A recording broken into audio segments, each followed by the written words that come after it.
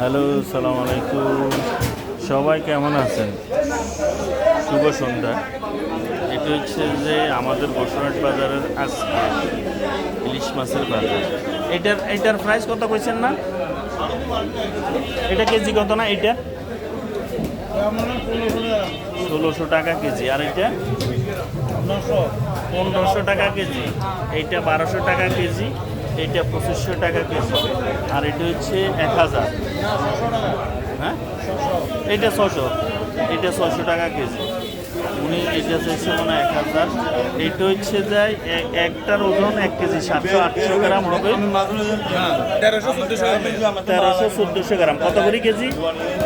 ২৫০০ টাকা দেবে। এটা ২৫০০ টাকা করে কেজি। আর এইটা কত করি?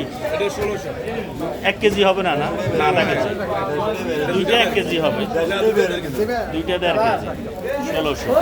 আমার প্রশ্নটা হচ্ছে যে বড় ইলিশ মাছ, অনেক বড় ইলিশ মাছ। আমার প্রশ্ন হচ্ছে যে আমাদের দেশের আল্লাহর দেওয়া যে সাগরের মাছ গরিবদের নাগালের বাহিরে থাকে, অথচ গরিবেরা এটা খাইতে পারে না। আর এটার আকাশচুম্বী দাম। আজকের বসুরহাট বাজারের আপডেট আমি দিচ্ছি। এইটা হচ্ছে ইলিশ মাছের বাজার। আমরা যদি হিমশিম খাই তাহলে আসলে যারা নিরীহ গরিব পরিবার তারা কীভাবে খাবে ইলিশের বাজার? এটা হচ্ছে যে আমি সবার কাছে, আমার গৃহস্থদের কাছে প্রশ্ন রাখলাম, ইলিশ আমাদেরকে হিমশিম খাইতে হয় ইলিশ কেন? আজকের বসুরহাট বাজারের আপডেট হচ্ছে। তো ভালো থাকবেন, আল্লাহ হাফেজ। আর উনি হচ্ছে যে একদম পরিচিত মানুষ, মুসাপুরের মাছ বিক্রি করে। তো ভালো থাকবেন, আল্লাহ হাফেজ, সালাম আলাইকুম।